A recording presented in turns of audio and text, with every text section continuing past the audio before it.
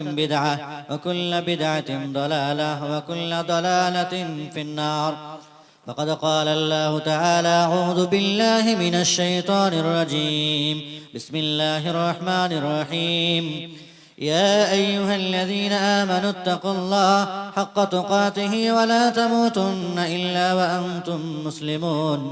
يا أيها الناس اتقوا ربكم الذي خلقكم من نفس واحدة وخلق منها زوجها وبث منهما رجالا كثيرا ونساء واتقوا الله الذي تساءلون به والأرحام إن الله كان عليكم رقيبا.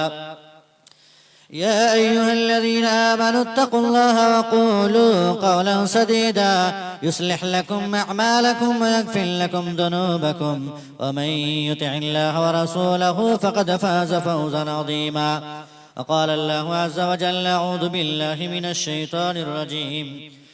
ولتكن منكم أمة يدعون إلى الخير ويأمرون بالمعروف وينهون عن المنكر وأولئك هم المفلحون.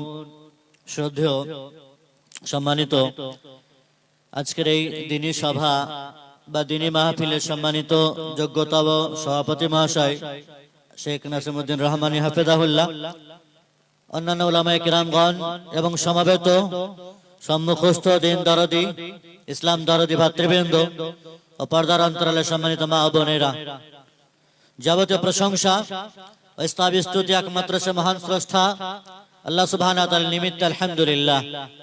অতঃপর জনাবে মুহাম্মদুর রাসূলুল্লাহ সাল্লাল্লাহু আলাইহি সাল্লামের উপর সালাত ও সালাম তথা দরুদ নাযিল হোক। আল্লাহুম্মা আমিন। আল্লাহুম্মা সাল্লি আলাইহি আল্লাহুম্মা বারিক আলাইহি আল্লাহুম্মা সাল্লি ওয়া সাল্লিম আলা নবিয়িনা মুহাম্মদ ওয়া আলা আলিহি ওয়া সাহবিহি ওয়া সাল্লাম।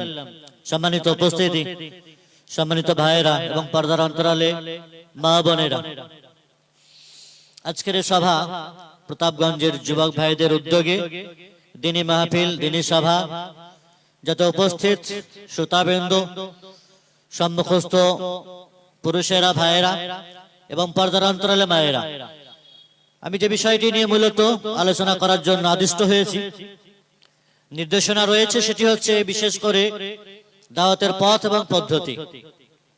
দাওয়াতের পথ ও পদ্ধতি এই শিরোনামে আমার আলোচনা থাকবে। আজকের এই আলোচনা শেষ লগ্নে জানি না কোরআন এবং সুন্নাহর আলোকে যা কিছু আলোচনা হয়েছে শুরু থেকে যথেষ্ট মনোযোগ সহকারে শুনেছেন। এই বিষয়টিও অত্যন্ত গুরুত্বপূর্ণ বর্তমান প্রেক্ষাপটে। দাওয়াতের রূপরেখা কি, কিভাবে দাওয়াতের পরিবেশনা করব আমরা, বা তার পথ পদ্ধতি প্রসেস কি হবে, কারা এই কাজ আঞ্জাম দেবে, কারা করবে আর কাদের মাঝে করবে আর কেনই বা করবে, আর যদি না করে তাহলে এর পরিণতি কি হতে পারে, ফলাফল কি হতে পারে, এই গুটি কয়েক বিষয় বা পয়েন্টকে সম্মুখে রেখে আজকের আলোচনা আল্লাহ রাব্বুল ইজ্জাতের মনোনীত চয়নকৃত একটি পরিষ্কার পরিচ্ছন্ন দিন, যে দিনের নাম হচ্ছে দ্বীন ইসলাম। ইন্না দীনা ইনদাল্লাহিল ইসলাম। আল্লাহর কাছে একমাত্র মনোনীত দিন হচ্ছে দ্বীন ইসলাম। যে দিন ইসলাম নবী রাসূলেরা, সাহাবায়ে কেরামরা আমাদের মাঝে ছেড়ে গেছে। রাসূল আকরাম সাল্লাল্লাহু আলাইহি ওয়াসাল্লামের ভাষায়, قد تركتكم على البيضاء ليلها كنهارها لا يزيغ عنها بعد إلا هالك। আমি তোমাদের মাঝে দ্বীন ইসলামকে পরিষ্কার পরিচ্ছন্ন করে ছেড়ে গেলাম। যে দ্বীন ইসলামের রাতটাও দিনের মতোই উজ্জ্বল, এর পরেও যদি কেউ এই দ্বীন ইসলাম থেকে কেটে পড়ে, সাফ ও সাফাফ দিন থেকে যদি কেউ এড়িয়ে চলে, তাহলে সেই ধ্বংসশীল, সেই হালাক এবং বরবাদ হয়। সম্মানিত উপস্থিতি, ইসলামের প্রচার প্রসার করা নবী রাসূলের যে দায়িত্ব জিম্মেদারি ছিল, সেই জিম্মেদারি উলামায়ে কিরামদের কাঁধে স্কন্ধে ছেড়ে গেছে। সাথে সাথে শুধু উলামায়ে কিরামদেরই জিম্মেদারি, দায়িত্ব যে এটা তারাই শুধুমাত্র দ্বীনের প্রচার প্রসার করবে, বাকি আম জনগণ তামাশা দেখবে, এটা নয়। আম জনগণ শুধুমাত্র টাস ফাটবে, ক্যারাম বোর্ড খেলবে, বিড়ি সিগারেট আর মদ জুয়া লটারিতে তারা বিভিন্ন রকমের নোংরামিতে আরাম আয়েশে মौज মস্তিতে জীবন যাপন করবে না, এটা নয়। নবী রাসূলদের জিম্মেদারি তারা যে দায়িত্ব পালন করেছেন, সাহাবায়ে কেরামরা পূর্ণ তার সার্টিফাই করেছেন, পূর্ণ সাহায্য সহযোগিতা করেছেন, পূর্ণ সাহায্য সহযোগিতা সাহাবায়ে কেরামের ছিল। তো উলামায়ে কেরামদের দায়িত্ব জিম্মেদারি দ্বীনের বিধিবিধান আর বার্তা প্রচার প্রসারের ক্ষেত্রে যা থাকবে আপনাদের কাছে সেটিকে নির্দ্বিধায় কবুল করা, নিঃসংকোচে সেটিকে গ্রহণ করা, আর নিজেদের সাধ্য অনুযায়ী, ক্ষমতা অনুযায়ী, পরিসর অনুযায়ী সেটিকে বাস্তবায়ন করা আর প্রচার প্রসার করা। এই প্রচার প্রসারের অন্যতম বৃহত্তম একটি মাধ্যম হচ্ছে দাওয়াত। ইসলামের যাবতীয় বিধিবিধান আর দিক নির্দেশনাবলী আপামর জনগণের কাছে পৌঁছে দেওয়ার বৃহত্তম একটি মাধ্যম হলো দাওয়াত। সুষ্ঠু সমাজ বিনির্মাণে দাওয়াতের গুরুত্ব এবং ভূমিকা সত্যি অত্যন্ত গুরুত্বপূর্ণ। আল্লাহ রাব্বুল ইজ্জত পবিত্র কোরআনে বলেছেন, দারতহীন ভাষায় ওয়ালতাকুম মিনকুম উম্মাহ, তোমাদের মাঝে একটি দল থাকা চাই যাদের কাজ হবে ইয়াদউনা ইলাল খায়র, কল্যাণের পথে মানুষকে আহ্বান করা, ভালো কাজে মানুষকে ডাক দেওয়া। খায়র কি, কল্যাণ কি? কল্যাণ হলো সেটি যা কোরআন সুন্নাতে রয়েছে, কল্যাণ হলো সেটি যেটি আল্লাহ এবং তার রাসূল বাতলিয়ে দিয়েছেন। কল্যাণ সেটি নয় যেটি মানুষ নিজের মতবাদ, নিজের মগজ মস্তিষ্ক প্রসূত কোন ধারণা আর কোন কথাবার্তাকে রূপ দেওয়া, ইসলামের নামে সেটিকে বাজারজাত করা। কোরআন ও সুন্নাহ ট্যাগ আর লেবেল লাগিয়ে, নবী মুহাম্মদ রাসূলুল্লাহ সাল্লাল্লাহু আলাইহি ওয়াসাল্লামের লেবেল লাগিয়ে যেটিকে বাজারজাত করা হয় সেটি খায়র নয়। খায়র এবং কল্যাণ হলো সেটি যেটিতে কোরআন এবং সুন্নাহ সিলমোহর মেরেছে, আল্লাহ এবং তার রাসূল সিলমোহর মেরে দিয়েছে, ইসলাম পরিপূর্ণ হয়ে গেছে। খায়র হলো সেটি।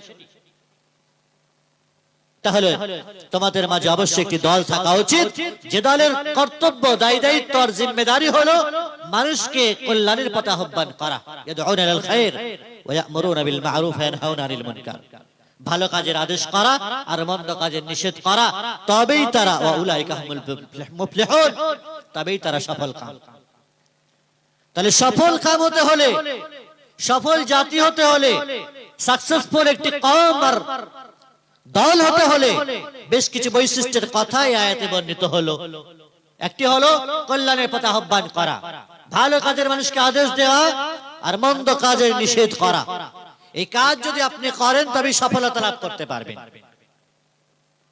শুধু ভালো কাজ নিজে করা নয়, বরং যে ভালো কাজ আপনি নিজে করবেন সেই ভালো কাজের প্রতি উদ্বুদ্ধ করা, উৎসাহ যোগানো, মানুষকে প্রেরণা দেওয়া, মানুষকে সেই ভালো কাজের প্রতি অ্যাট্রাকটিভ করা, ভালো কাজের সুখ, ভালো কাজের সুপথের সন্ধান দেওয়া, ভালো কাজের বিভিন্ন রকমের পথ পন্থাগুলো তাদের চোখে আঙুল দিয়ে দেখিয়ে দেওয়া, আর মন্দ কাজের যে রূপরেখা আছে অজস্র অগণিত অসংখ্য পাপ এবং পঙ্কিলতার পথ আছে, নোংরামের পথ আছে, সেগুলি থেকে বাঁধন দেওয়া, রক্ষা করা। মুসলিম অধ্যুষিত এলাকা, জনবহুল এলাকা মুর্শিদাবাদ, যেখানে কোরআন সুন্নাহর বিধিবিধানের উপর আমলকারীর সংখ্যা অনেক, কিন্তু আফসোসজনক হলেও, কিন্তু সত্য হলেও দুঃখজনক এবং বাস্তব ধ্রুব সত্য এটি, কঠিনতম একটি মারাত্মক রোগ যা বিড়ি বাঁধা আমাদের সমাজে ব্যাপকভাবে প্রচলিত। এই অন্যায়ের বিরোধ করা কে করবে? খোদ আলেম ওলামাদের বাড়িতেও বিড়ি বাঁধা হয়, কে করবে? শুধু ভালো কাজের আদেশ দেওয়াটাই যদি যথেষ্ট হতো তাহলে তাবলীগ জামাতরাই শ্রেষ্ঠ হতো। তারা শুধু আমলের ফজিলতের কথা বলে বেড়ায়, আমলের ফজিলত, নামাজ পড়ো, রোজা রাখো, যাকাত দাও, দান করো, আল্লাহর পথে আহ্বান করো, বাস এতটুকু। ইসলাম যে শুধুমাত্র সৎ কাজের আদেশেরই নাম নয়, বরং মন্দ কাজের নিষেধেরও নাম। যেখানে মানুষকে নামাজের প্রতি, রোজার প্রতি, যাকাতের প্রতি, দান সদকা খায়রাতের প্রতি আহ্বান করা, সৎ পথে আহ্বান করা একটি দায়িত্ব, ঠিক তেমনি উল্টো দিকে অন্যায়, অপরাধ, গুনাহ, পাপ, হাজারো কোরআন সুন্নাহ বিরোধী বিষয়গুলো থেকে মানুষকে সতর্ক করা, বাঁচানো, রক্ষা করা। সেটি বিড়ি হোক, অন্যান্য নেশাজাত দ্রব্য হোক, অন্যান্য হারাম পান্থা ইনকাম সোর্স হোক না কেন, সকল প্রকার অন্যায় অপরাধমূলক কাজগুলোকে বাধা দেওয়া, তবেই তো শ্রেষ্ঠ জাতি। তাহলে উম্মতে মুহাম্মাদের বা আহলুস সুন্নাহ ওয়াল জামাআহ বলা যেতে পারে ফিরকায়ে নাজিয়া তায়েফা মানসুরা যাদেরকে বলি আমরা, নাজাত প্রাপ্ত দলের বৈশিষ্ট্য হলো তারা ভালো কাজের আদেশও যেমন দেয় ঠিক তেমনি মন্দ কাজের নিষেধও জারি করে। ভালো কাজের আদেশ করলে তো শুধুমাত্র মানুষের কাছে ভালোই থাকবো, আমি নামাজ পড়ো রোজা রাখো, এ কথা তো সবাই ভালোই বলবে। যখন আপনি অন্যায় অপরাধমূলক কাজে হস্তক্ষেপ করবেন, বাধা দেবেন, তখনই তো বন্ধু চটে যাবে, বান্ধবী চটবে, বিভিন্ন রকমের সমাজের নেতৃস্থানীয় ব্যক্তিরা চটে যাবে, রেগে যাবে, ফেটে যাবে, জুলুম নির্যাতন স্টিমরোলার চলবে, প্রশ্নের তীর বর্ষণ হবে।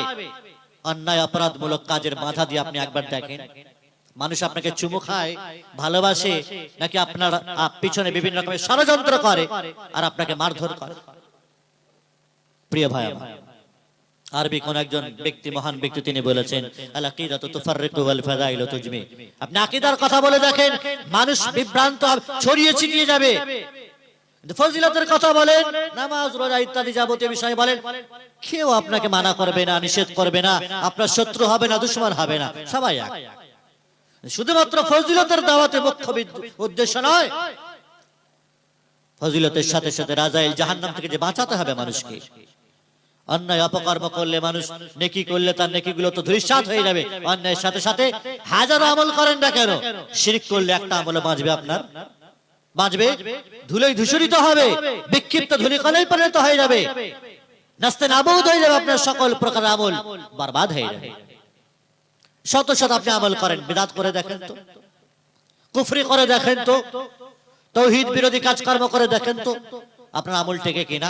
হাজারো বছর ধরে কুড়ে কুড়ে আপনার এক একটি ইবাদত আর আমলের বিষয়গুলো ধূলিসাৎ হয়ে যাবে, বরবাদ হয়ে যাবে, আপনার শিরকের কারণে, বিদআতের কারণে, কুফরির কারণে বরবাদ হয়ে যাবে।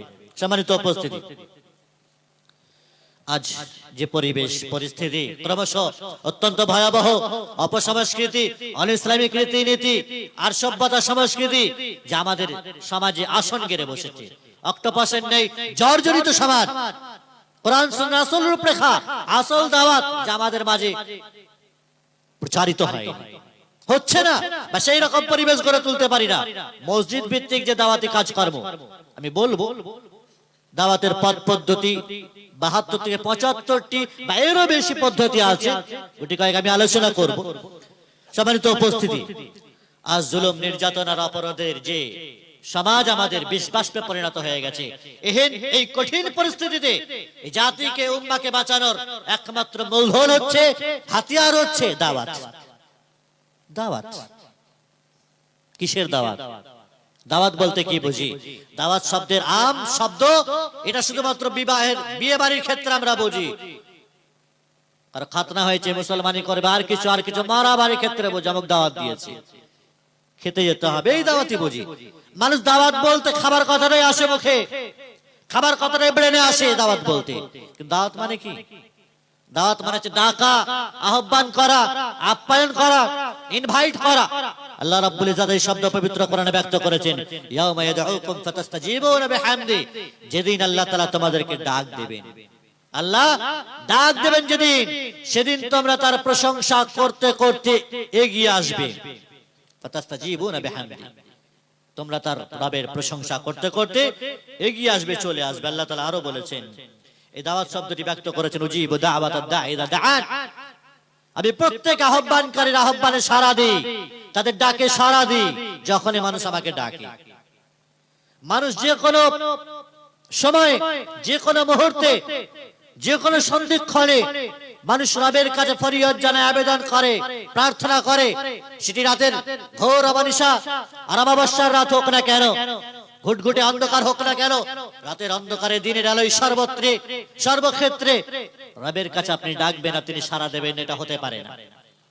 হতে পারে না, আমাদের হতে পারে, আমাদের ধরন আলাদা, আমাদের করণ আলাদা, ডাকাটা ঠিক হচ্ছে না, ডাকাটা ঠিক হচ্ছে না, প্রসেস ভুল হচ্ছে, সঠিক পন্থায় ডাকতে পাচ্ছি না, হালাল উপার্জন করে খেতে পাচ্ছি না, কাপড় চোপড় আমার হালাল নয়, পোশাক হালাল নয়, ধুলো ধূসরিত অবস্থায় মানুষ আল্লাহর কাছে ফরিয়াদ করে। আশা আকবরা ইয়ামুদ্দু ইয়াদাইহি ইলাস সামা, আসমানের দিকে হাত উত্তোলন করে দোয়া করে আল্লাহর কাছে। ফেরেশতারা বলে হে আল্লাহ মাতআমুহু হারাম ওয়া মালবাসুহু হারাম ওয়া গুযিয়া বিল হারাম ফাআন্না ইস্তাজাবা লিযালিক।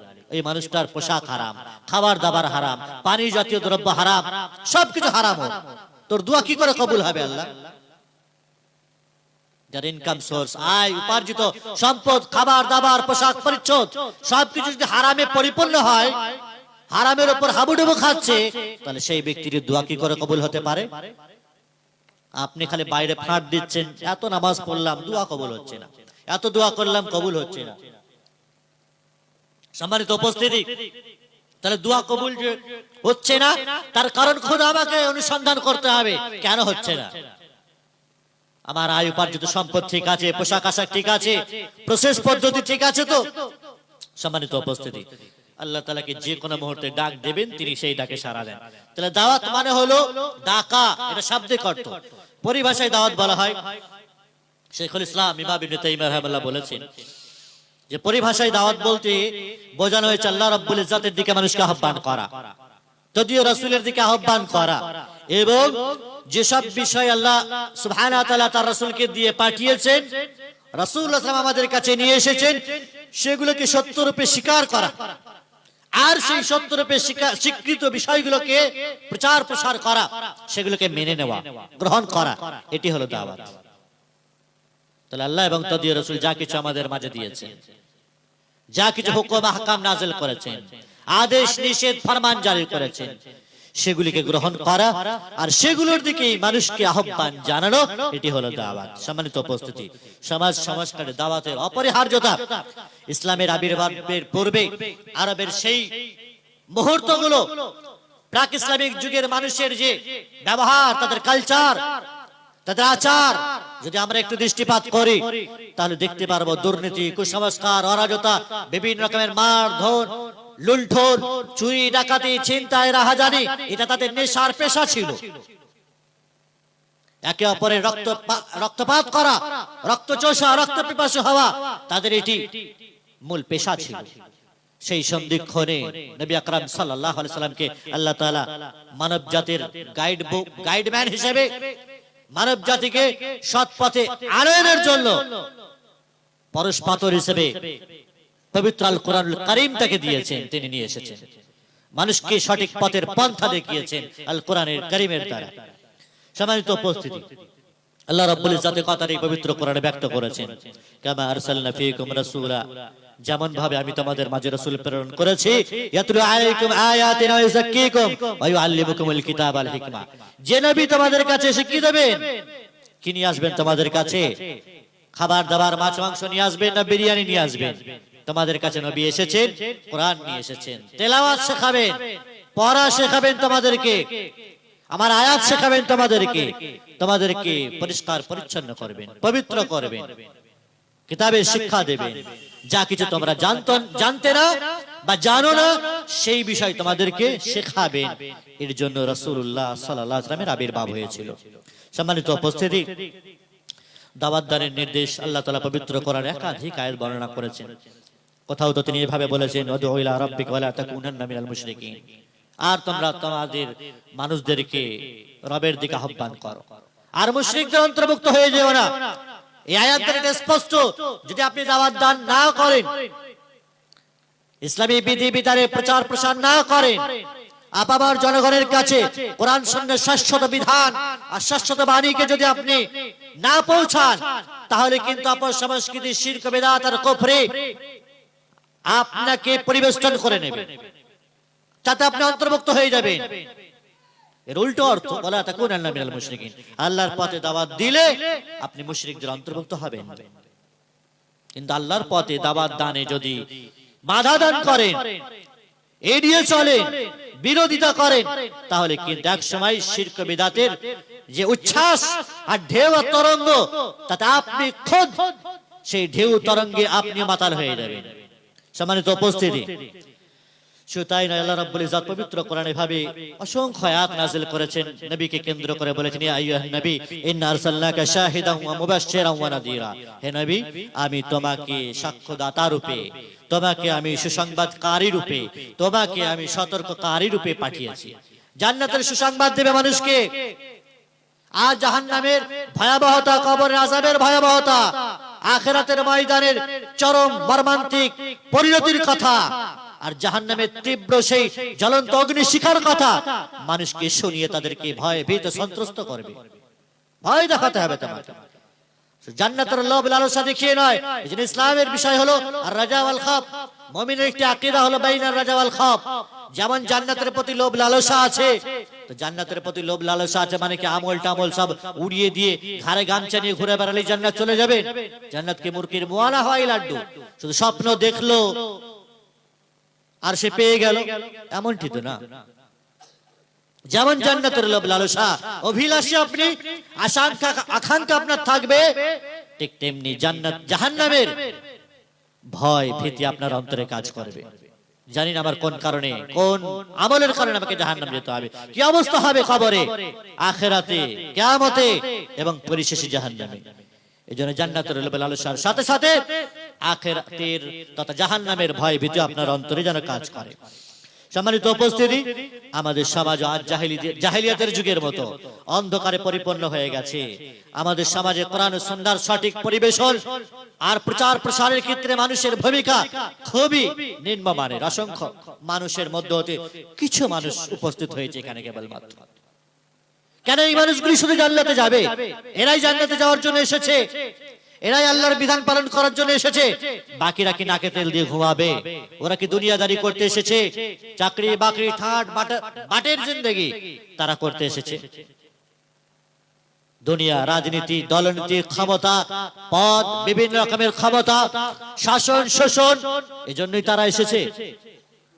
সবই তো আদম আর হাওয়ার সন্তান আমরা, সবাই তো জান্নাতের অভিলাষী, জান্নাত যেতে চায় সবাই।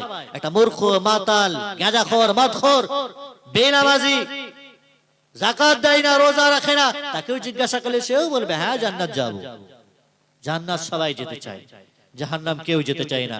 তা আমলের ক্ষেত্রে তোমার বাস্তব চলচ্চিত্র, তোমার আচার ব্যবহার কার্যকলাপ তুমি নিজে অনুমান করতে পারবে। সুনান তিরমিজিতে একটি হাদিস রয়েছে, রাসূল আকরাম সাল্লাল্লাহু আলাইহি সাল্লাম বলেছেন, আল কাইয়িসু মান দানা নাফসাহু ওয়া আমিলা লিমা বা'দাল মাউত। সবচেয়ে বিচক্ষণ আর জ্ঞানী মানুষ হলো সেই যে ব্যক্তি নিজের আত্মসমীক্ষা করে, নিজের জীবন নিয়ে হিসাব নিকাশ করে, নিজের জীবনের ক্যালকুলেশন নিজে করে, ওয়া আমিলা লিমা বা'দাল মাউত। আর হিসাব নিকাশ করার পরে ঘুরে বেড়ায় না, এমনি ছেড়ে দেয় না, বরং মৃত্যুর পরবর্তী জীবনের জন্য সে প্রস্তুতি নেয়, আমল করে। জান্নাতে যাওয়ার খোরাক আর পাথেয় সে দুনিয়াতে সঞ্চয় করে, জমা করে।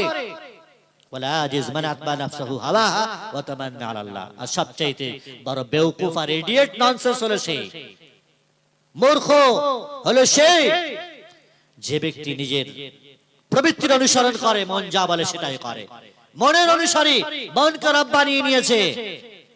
ওয়া তামান্না আলাল্লাহ, আর আল্লাহর উপরে আশা রাখে জান্নাত তো চলে যাব। লা ইলাহা ইল্লাল্লাহ পড়ে যান জান্নাত যাব না মানে উলামারা তাকাদিক ওয়াজ নসিহত করেন, লা ইলাহা ইল্লাল্লাহ পড়লে জান্নাত তুমি একদিন যাবে। তো একদিন যাবে, তার আগে যে তোমার কি হালাত হবে ভেবে দেখেছো? মানুষ তো পুরো ছারখার হয়ে যাবে, কয়লার মতো হয়ে যাবে। প্রিয় ভাই আমার, কুল্লামা নাজাত জুলুদুহুম বাদদালনাহুম জুলুদান গায়রাহা লিয়াযুকুল আযাব। আল্লাহ বলেন মানুষের যে আযাব আর যে শাস্তি, তার পানিশমেন্ট যে হবে, চামড়া জ্বলে পুরো ছারখার হয়ে যাবে, নতুন করে চামড়া গজানো হবে। বাদদালনাহুম জুলুদা, চামড়া নতুন করে গজানো হবে যাতে করে শাস্তির স্বাদ তুমি গ্রহণ করতে পারো। এভাবে শাস্তি চলতে থাকবে। প্রিয় ভাই আমার, রাসূল আকরাম সাল্লাল্লাহু আলাইহি ওয়াসাল্লাম বিশ্ব সংস্কারক, তিনি তার প্রদর্শিত পন্থায় দাওয়াত দানের মাধ্যমে সমাজে উত্তরণের পথকে উন্মোচিত করে গেছেন। মানুষকে তার জীবনের মাধ্যমে দেখিয়ে দিয়েছেন যে কথাবার্তার মাধ্যমে, আচার আখলাকের মাধ্যমে, আমার বডি ল্যাঙ্গুয়েজের মাধ্যমেও দাওয়াত পরিবেশন হবে। তিনি দেখিয়ে দিয়ে গেছেন আর এই কথা বলে গেছেন, বাল্লিগু আন্নি ওয়ালাউ আয়া ওয়া হাদিসু আন বানি ইসরাঈল ওয়ালা হারাজ। আমার পক্ষ থেকে একটি আয়াত হলেও সেটি পৌঁছে দাও। রাসূল আসলামের পক্ষ থেকে অত সহিহ হাদিস, যেটি সহিহ হাদিস, যা পেয়েছো, যা জেনেছো, তোমার উপর কর্তব্য হলো সেটি অপরের কাছে পৌঁছে দেবে। এই নয় যেটি জেনেছো শুধু পৌঁছে দেওয়া, সেটির উপর খুদ নিজে আমল করবে। ইসলামের যে কোনো বিধি বিধান আর ফতোয়া ফরজ যাই পাও না কেন, সেটি শোনা মাত্রই সামি'না ওয়া আতা'না, তোমার এই বাক্য হবে যে শুনলাম আর গ্রহণ করলাম, মানলাম। মানলাম আমি, বনি ইসরাইলদের মতো ভাষা না হয় যেন আমাদের। সামি'না ওয়া আসাইনা, শুনলাম তো সবকিছু ভালোই লাগলো, বক্তব্য তো বেশ ঠোস মজবুত ছিল, মনোমুগ্ধকর ছিল, আকর্ষণীয় ছিল, বড় বড় ডোজ ছিল, কিন্তু মানলাম না। ওয়া আসাইনা, মানতে পারলাম না। কেন কেন মানতে পারলে না? তোমার প্রবৃত্তির বিরোধী হয়েছে বলে, মনের বিরোধী বিষয় হয়েছে বলে, মানা তোমার জন্য কঠিন হয়েছে বলে। তাও আনা কারহা, ইসলামে বলা হয়েছে তোমার পছন্দ হোক চাই না হোক, তোমার স্বার্থে কোলাক চাই না কোলাক, তোমার অন্তর সেটিকে মেনে নিক আর চাই না নিক, তোমাকে কিন্তু গ্রহণ করতেই হবে। তুমি বাধ্য এবং বাধ্য পরিকর। ইসলাম এসেছে তোমার কাছে, রাসূলুল্লাহ সাল্লাল্লাহু আলাইহি ওয়াসাল্লাম এসেছেন, দিয়ে গেছেন, কোরআন আছে তোমার কাছে, এত উন্নত মানের মুজিজা, আর তুমি শুনবে চলে যাবে, মানবে না। বনি ইসরাইলদের মতো কথা হবে, ভাষণ হবে, নেতাদের মতো কথা হবে, ভাষণ হবে, শুধু লেকচারে আছে, বাতিলাতে আছে, যা করবে নেই। গঙ্গা ভাঙনের অসংখ্য কথা বলতে গেলে তো বলা যায়, কত শত পরিবার ধসে গেল। বিভিন্ন সময় আমরা লোহরপুর আর এই অঞ্চলগুলো দেখেছি, এবারেও তারানগরের অসংখ্য পরিবার বিধ্বস্ত হয়েছে গঙ্গা ভাঙনে, তাদের জন্য সংগঠনের পক্ষ থেকে অর্থ কালেকশন হয়েছে। তো কত টাকা যে লয় ছয় হয় শুধুমাত্র ভাষণ আর বাতেলা শুনলে মনে হবে যেন কওমের হামদর্দি, জাতির একেবারে সংস্কারকে, জাতির নেতা ইনি। প্রিয় ভাই আমার, নবী আকরাম সাল্লাল্লাহু আলাইহি ওয়াসাল্লাম তিনি শুধুমাত্র তার কথাবার্তাতে নয়, তার আচার আখলাক আর বডি ল্যাঙ্গুয়েজের দ্বারাও মানুষ প্রভাবিত হয়েছে, ইসলামের আলোয় আলোকিত হয়েছে তারা। মুসলিম উম্মার উপরে যে দাওয়াত দানের আবশ্যকতা আল্লাহ রাব্বুল ইজ্জত পবিত্র কোরআনে বলেছেন, ইয়া আইয়ুহার রাসূল বাল্লিগ মা উনজিলা ইলাইকা মির রাব্বিক ওয়া ইল্লাম তাফআল ফামা বাল্লাগতা রিসালাতা।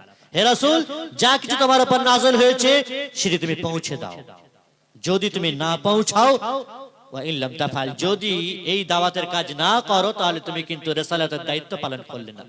রাসূল হিসেবে যে তোমাকে প্রেরণ করা হলো, যে জিম্মেদারি দিয়ে প্রেরণ করা হলো, পাঠানো হলো, সেই দায়িত্ব পালন করতে তুমি অক্ষম, এটা যেন না হয়। যা কিছু নাযিল হয়েছে সবকিছু খুল্লাম ভাবে তুমি পৌঁছে দাও।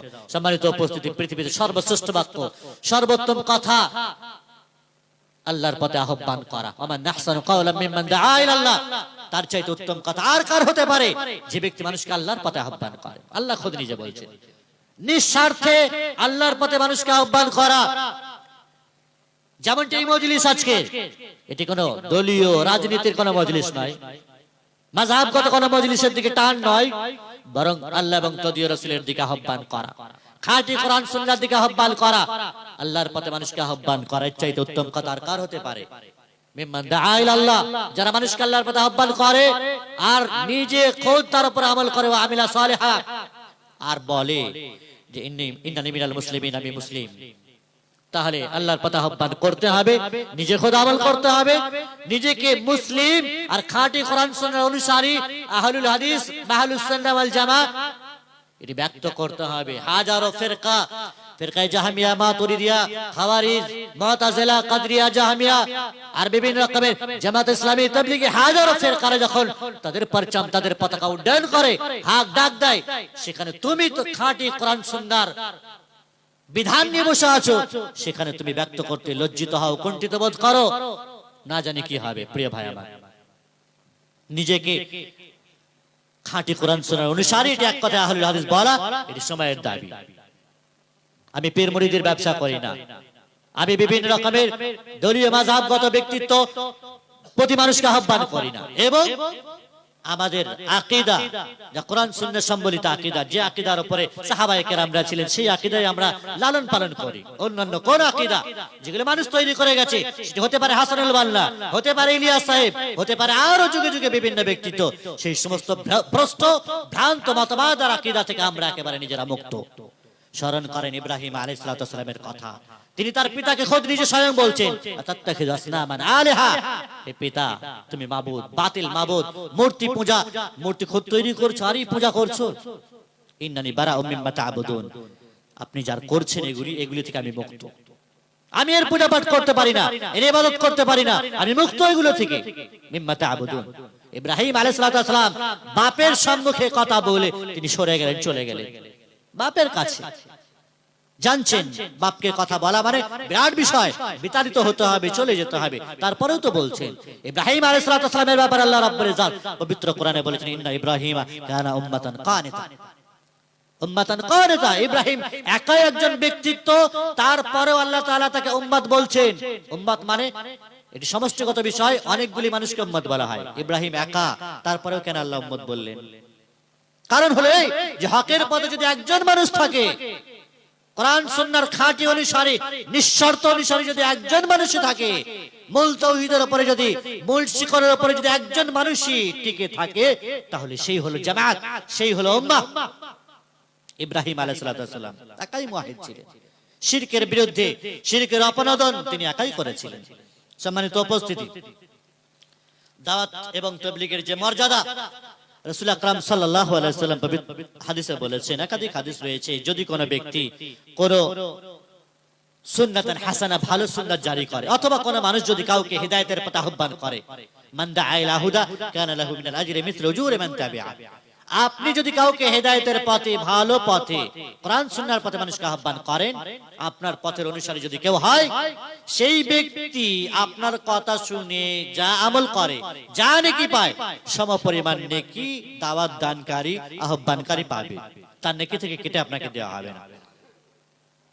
উল্টো দিকে, তার পরিপ্রেক্ষিতে উল্টো দিকে যদি কোনো ব্যক্তি আমান দাআ ইলা হুদানের পরিবর্তে যদি কোনো ব্যক্তি দালালা, গোমরাহির দিকে মানুষকে আহ্বান করে, অন্যায়ের পথে মানুষকে আহ্বান করে, নিজে গান শোনে, মদ মাতাল আর বিভিন্ন রকমের নেশাজাত দ্রব্য পান করে, অপরকে একটু টেস্ট করায়, তুমি একটু খাও, ভাগ বন্টন করে খায়, শুধুমাত্র খৈনি নিজেই খায় না, নিজে ফাঁটে, নিজেও খায়, বন্ধু বান্ধবকেও দেয়, বিড়ি নিজেও খায়, অপরকেও দেয়, হারাম নিজেও খায়, নিজের অ্যাকাউন্টেও ভরে, অন্যের অ্যাকাউন্টেও ভরেও দেয়, অন্য কেউ কাজ না করে কিছু পায় আর সেটা প্রসেস জারি করে, আর একজনও লুণ্ঠন করে, ভাগ বাটোয়ারা করে খায় আমাদের সমাজ। আমান দাআইলা দালালা, রাসূল আকরাম সাল্লাল্লাহু আলাইহি ওয়াসাল্লাম বলেন, যে ব্যক্তি এই গোমরাহি আর অন্যায় অপরাধের প্রতি মানুষকে আহ্বান করলো, সাহায্য সহযোগিতা করলো, সেই ব্যক্তি গুনাহ করে যা গুনাহ পাবে, অপরাধ করে যা সে পাপ অর্জন করলো, তার সমপরিমাণ পাপ আপনার ভাগেও পড়বে। ফলে নেকির পথে, কল্যাণের পথে মানুষকে আহ্বান করা, এটি হচ্ছে সবচেয়ে গুরুত্বপূর্ণ বিষয়। রাসূল আকরাম সাল্লাল্লাহু আলাইহি ওয়াসাল্লাম আলী রাদিয়াল্লাহু তাআলা আনহুকে লক্ষ্য করে বলেছিলেন, ফাওয়াল্লাহি লা ইয়াহদিয়াল্লাহু বিকা রাজুলান ওয়াহিদা খায়রুল লাকা মিন হুমুরিন নাম। হে আলী, একজন মানুষ যদি তোমার দ্বারা হিদায়াত প্রাপ্ত হয়, গোটা উম্মাহ তোমার দ্বারা যে লাভবান হবে, সকল মানুষ যে তোমার কথা শুনে নেবে, সকল মানুষ যে সঠিক পথ প্রাপ্ত হয়ে যাবে, এটা তো সম্ভব নয়।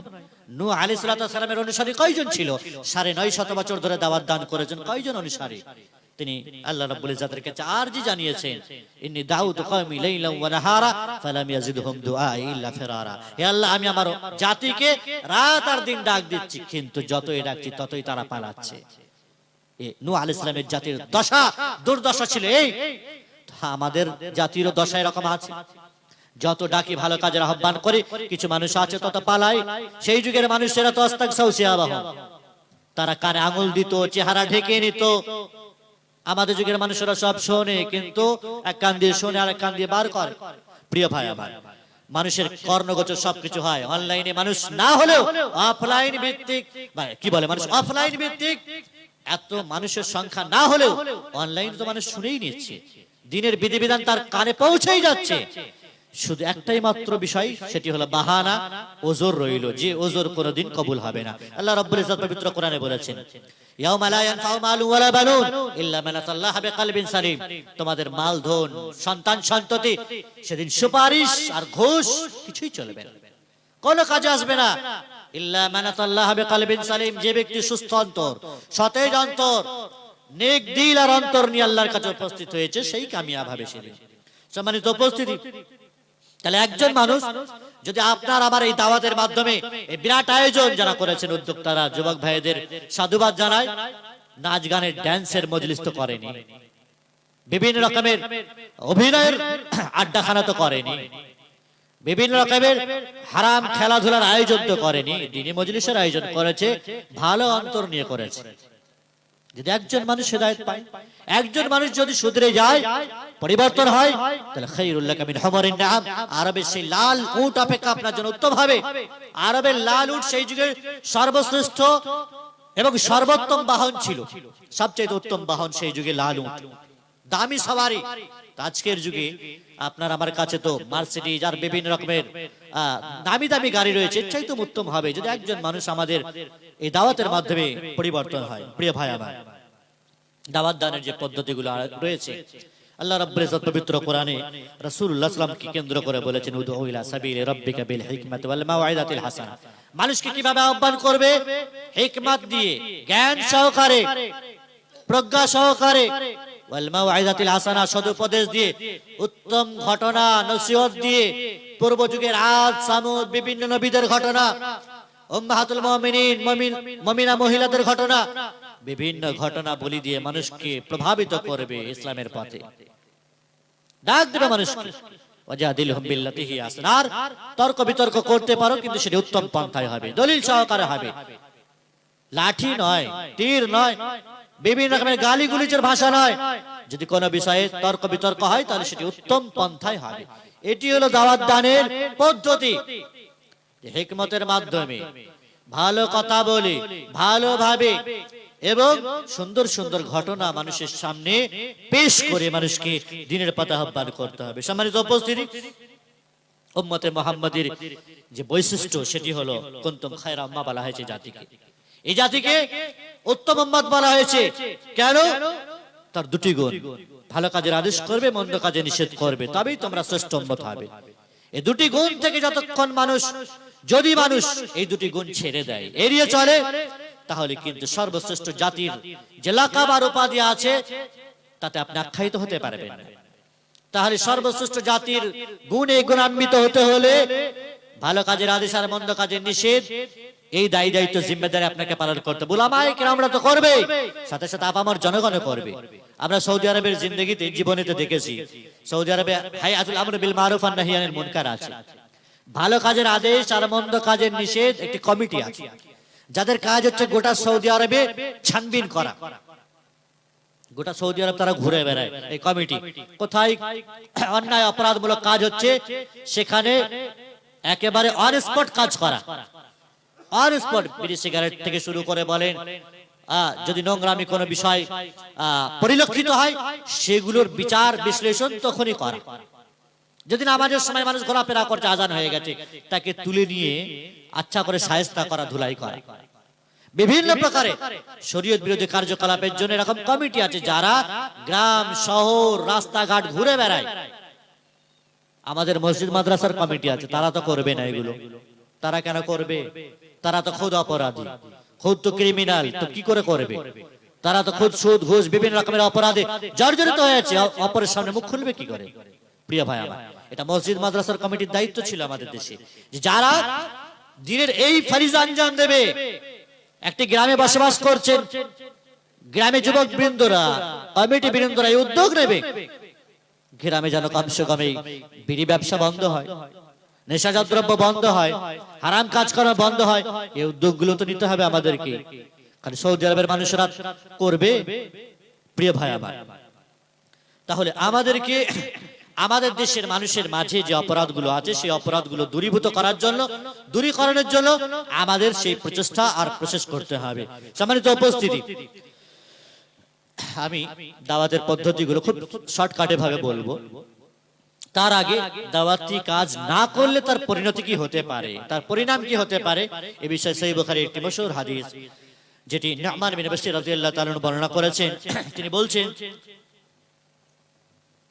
যে আল্লাহর বিধানে যারা, আল্লাহর বিধান পালনে যারা অলসতা করে, আল্লাহর বিধান পালনে যারা অলসতা করে, অমান্য করে, তাদের দৃষ্টান্ত আর এক্সাম্পল হলো ওই সমস্ত মানুষের মতো যারা সমুদ্রে একটি জাহাজে সফর করছে।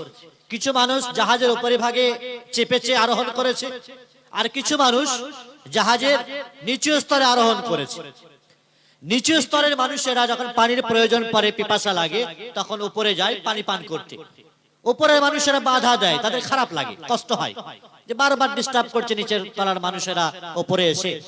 তো নিচু তলার মানুষেরা ভাবলো যে উপরে মানুষেরা তো কষ্টবোধ করছে, তাহলে নিচেই জাহাজ ফুটো করে পানি নিই, পানি তো এখানে আছে, জাহাজ ফুটো করে পানি নিই, পানি পান করব, পানি দিয়ে কাজ সারবো। যদি উপর তলার মানুষেরা নিচু তলার মানুষদেরকে বাধা না দেয়, না রুখে দাঁড়ায় যে ভাই ফুটো করতে হবে না, পানি এখান থেকেই দেবো, আমরা নিয়ে যাও, যদি এ কথা না বলে, তাহলে ফুটো করে যদি পানি পান করে নিচু তলার মানুষেরা, তো নিচু তলার মানুষেরাই শুধু মরবে না উপর তলার মানুষেরাও যাবে গোল্লায়? সবাই যাবে, সবারই শরীর সমাধি ঘটবে, শুধু নিচু তলার মানুষেরা মরবে না। এই হাদিস স্পষ্ট, এই হাদিস আমাদের কাছে দৃষ্টান্ত অত্যন্ত স্পষ্ট। যে সমাজের অপরাধগুলো সম্পর্কে আমরা কথা না বলি, রুখে না দাঁড়ায়, তাহলে তাদের এই অপরাধের কারণে তারা শুধু গোল্লাই যাবে না, বরবাদ হবে না, তাদের উপরে শুধু আযাব আসবে না, বরং তার সাথে সাথে আমাদের উপরেও আযাব আসবে। আল্লাহ রাব্বুল ইজ্জত পবিত্র কোরআনের জন্য বলেছেন, ওয়াত্তাকু ফিতনাতাল লা তুসিবান্নাল্লাযিনা যালামু মিনকুম খাসা ওয়া'লামু আন্নাল্লাহা শাদীদুল ইকাব। আর সেই ফিতনাকে ভয় করো যে ফিতনা বেছে বেছে কোনো মানুষের উপর আপতিত হবে না। ফিতনা যখন আসবে তখন সকলের উপরে আসবে, আযাব এলে গোটা সমাজের উপরে আসবে। একজন মানুষের অপরাধের কারণে, অন্যায়ের কারণে গোটা সমাজ তছনছ হবে, সোসাইটি দগ্ধীভূত হবে, জ্বলে পুড়ে ছারখার হবে, বিভিন্ন রকমের অশান্তির দাবানলে তারা দগ্ধীভূত হবে একজন মানুষের অপরাধের কারণে। আপনার সামর্থ্য আছে, ক্ষমতা আছে, আপনাকে রুখে দাঁড়াতে হবে। অন্যায় অপরাধের ক্ষেত্রে নিষেধাজ্ঞা জারি করতে হবে আপনাকে, নচেত আপনিও সেই আযাবে গ্রেফতার হয়ে যাবেন। আল্লাহ বলছেন, জেনে রাখো আল্লাহ রাব্বুল ইজ্জতের আযাব কিন্তু অত্যন্ত কঠিন। সূরা তিরমিজিতে বর্ণিত রাসূল আকরাম সাল্লাল্লাহু আলাইহি ওয়াসাল্লাম তিনি বলছেন, যখন কোন মানুষ অন্যায় কাজ কর্ম দেখে ফালাম ইউগাইয়িরু, আর বাধা না দেয়, ও দেখে নেবে, নিজের চরকায় নিজে তেল দে, এই স্লোগান আর ভাষণ নিয়ে বসে আছে, অপরের দেখতে হবে না। প্রিয় ভাই আমার, রাসূলুল্লাহ সাল্লাল্লাহু আলাইহি ওয়াসাল্লাম বলছেন, যখন কোন মানুষ অন্যায় কাজ কর্ম দেখবে আর তা থেকে বাধা দেবে না, ইউশিকা ইয়াউমাহুমুল্লাহু বিকাবি, আল্লাহ তাআলা সকলকেই শাস্তি ভোগ করাবেন। প্রিয় ভাই আমার, তাহলে ক্ষমতা থাকলে অবশ্যই এই আযাব যাতে আসে, ফিতনাতে জর্জরিত না হই, তা থেকে আমাদেরকে বাঁচতে হবে এবং রক্ষা করতে হবে। সম্মানিত উপস্থিতি, দাওয়াতের যে পদ্ধতিগুলো আছে, বিশেষ করে আপামর জনগণ যারা দাওয়াতের কথা বা দ্বীনের কথা শুনছে, তারা এই কথা শোনানোর মজলিস কায়েম করবে, এটা একটা দাওয়াতের মাধ্যম। যেমন আজকের এই মজলিস, মসজিদে দাওয়াতের মাধ্যম তৈরি করে উলামায়ে কেরামদেরকে ডেকে দ্বীন শেখার চেষ্টা করবে, তারা শ্রম দেবে, অর্থ ব্যয় করবে। হ্যাঁ, আপামর জনগণকে ডায়াসে এসে লেকচার দিতে হবে না, বক্তব্য দিতে হবে না, যে বক্তব্য দেওয়াটাই কাজ, এটাই দাওয়াত, এমনটা বিষয় নয়। আপনাদের জন্য দাওয়াতের কাজ হচ্ছে অর্থ বিনিয়োগ করা। যেখানে দ্বীনের কাজ হবে, দ্বীনের প্রচার প্রসার হবে, আপামর জনগণের কাছে দ্বীনের বার্তা পৌঁছানোর মাধ্যম হবে, সেখানে টাকা পয়সা ব্যয় করা, শ্রম মেহনত আর সময় ব্যয় করা, সাহায্য সহযোগিতা করা, কথাবার্তার মাধ্যমে তাদেরকে সাপোর্ট করা, তাদেরকে উৎসাহ যোগানো। সমাজের এক শ্রেণীর মানুষ আছে খালি পিছন ধরে টানতে শিখেছে। প্রিয় ভাই আমার, এমনটা যেন না হয়। আমি যদি না পারি, কমসে কম ভালো কাজে বাধা যেন না দিই। উৎসাহ যোগানো তো যদি তোমার কষ্টই হয়, কমসে কম চুপ থাকো তুমি। প্রিয় ভাই, একজন গৃহিণী, মা এবং বোনেরা যারা বাড়িতে থাকে, নারী হিসেবে, বোন হিসেবে, মা হিসেবে অথবা স্ত্রী হিসেবে, তাদের কি দায়িত্ব আছে? তারা কিভাবে দাওয়াতি কাজ করবে? তাবলীগী জামাতের মতো 2-4 জন মহিলা, 10 জন মহিলার একটা টিম বেরিয়ে গিয়ে প্রতাপগঞ্জ থেকে ছেড়ে ধুলিয়ানে ডাক বাংলায় দাওয়াত দিতে যাবে? অন্যান্য জামাতের মতো, ওই বিভ্রান্ত জামাতের মতো ওই দাওয়াতের কথা বলা হয়নি। মা বোনেদের দাওয়াতি কর্মক্ষেত্র হলো তাদের বাড়ি, তাদের পরিবার। মায়ের হাতে গর্বে মানুষ, মা যদি সে সত্য হয়, মাই তো জগতের প্রকৃত বিশ্ববিদ্যালয়। মা তার সন্তান সন্ততি সামলাবে, স্বামীর খিদমত করবে, স্বামীর বিভিন্ন রকমের চাহিদা পূরণ করবে, সন্তান সন্ততির দ্বীন শেখার ক্ষেত্রে যা কিছু প্রয়োজন সেগুলো মেটাবে। নিজে 4টি কাজ করবে, 5 ওয়াক্ত নামাজ পড়বে, রমজানের রোজা রাখবে, স্বামীর আনুগত্য করবে, লজ্জাস্থানের হেফাজত করবে। এই 4টি কাজ করলেই তো মা বোনেরা জান্নাতে যাবে অনায়াসে। 4টি কাজের কথা বলা হয়েছে। তোমাকে তো লেকচার দিতে হবে না। হ্যাঁ, ভিন্ন ভিন্ন বোরকা পরে, না জানি না কোন জাতির মানুষেরা, কোন গ্রহ থেকে এসেছে, কিছু নারীরা তখন বক্তব্যও দিচ্ছে, লেকচারও দিচ্ছে, আমাদের মতো এভাবে মজলিস করে। কোথা থেকে এলো, কারাই বা দিল আল্লাহ ভালো জানে। কে বলেছে এদেরকে? নারীদের কণ্ঠটাও তো পর্দা। বুড়িয়া ভাই আমার, এজন্য মা বোনেরা তারা বাড়ির আঙ্গিনার ভেতরে পর্দার ভেতরেই দাওয়াতের কাজকর্ম করবেন। তারা নিজেরা দিন শিখবেন, সন্তান সন্ততিকে সেভাবে শেখাবেন। একজন ডাক্তার তার কর্মক্ষেত্র হবে, তার চেম্বার, তার নার্সিংহোম, তার হসপিটাল, রোগীদের সেবা শুশ্রূষা করে, সেখানে দাওয়াত দিতে পারে না। অসংখ্য রোগীরা হাতে পায়ে তাবিজ জড়িবটি বিভিন্ন রকমের বেঁধে আসছে, তাদেরকে সুপরামর্শ দিয়ে তাবিজ তালা এগুলো কাটতে পারে না, জড়িবটি থেকে ছড়াতে পারে না, ছাড়াতে পারে না। ডাক্তারের কথা সব মানবে, আলেম ওলামার কথা, আল্লাহ তো রাসূলের কথা মানুক চাই না মানুক, ডাক্তারের কথা কিন্তু মানতে বাধ্য। ডাক্তার যা বলবে সেটি মানবে। অনুরূপভাবে একজন আম মানুষ তারা তাদের কর্মক্ষেত্রে তারা তাদের সততার পরিচয় দেবে, তার যে কর্মনিষ্ঠা আছে, আন্তরিকতা আছে, সেটি সে ব্যয় করবে। ইসলামের বিধিবিধানে যা কিছু আমল আছে নিজে করবে, আর নিজের সাধ্য মোতাবেক দাওয়াতের কাজ করবে। পরিবারের মাঝে পারিবারিক লাইব্রেরি তৈরি করেন, বাড়িতে ইসলামিক বইপত্র বিভিন্ন রকমের লাগান। শুধুমাত্র টিভি মোবাইলে সন্তান সন্ততি আর আপনারা মেতে যান না, বিভিন্ন রকমের অনলাইন প্ল্যাটফর্মে আপনারা মেতে গিয়ে নিজেদের পরিবারটাকে মানে কি বলে শয়তানি পরিবার করে তোলেন না, বরং ইসলামিক পরিবার করে তোলেন। সেখানে আদর্শ কারখানা করেন, আপনার বাড়িটাকে বইয়ের কারখানা করে তোলেন, লাইব্রেরি করেন, বাড়ির ভেতরে প্রতিযোগিতা তৈরি করেন, ছেলে মেয়েদের মাঝে দোয়া দরুদের সমাহার তৈরি করেন, এবং তাদেরকে দেখানোর জন্য বাড়িতে পিতামাতারা নেক আমল করেন, নামাজ পড়েন, রোজা রাখেন, দান সদকা করেন, সন্তানদেরকে দেখিয়ে দেখিয়ে, যাতে করে আপনার দেখা দেখি করে। এবার যদি ভালো কাজ করেন, এই জন্য সন্তানেরা বিশেষ করে বই পুস্তক থেকে যা না শেখে, তারা পরিবেশ থেকে সবচেয়ে বেশি শেখে। বাপ মা যেমন হবে সন্তান সেভাবেই গড়বে। বাপ যদি বিড়ি সিগারেট খায় তো সন্তান খাবে না, তো এটা খেতে হয়, ওই তো ভাববে এটা খেতে হয়।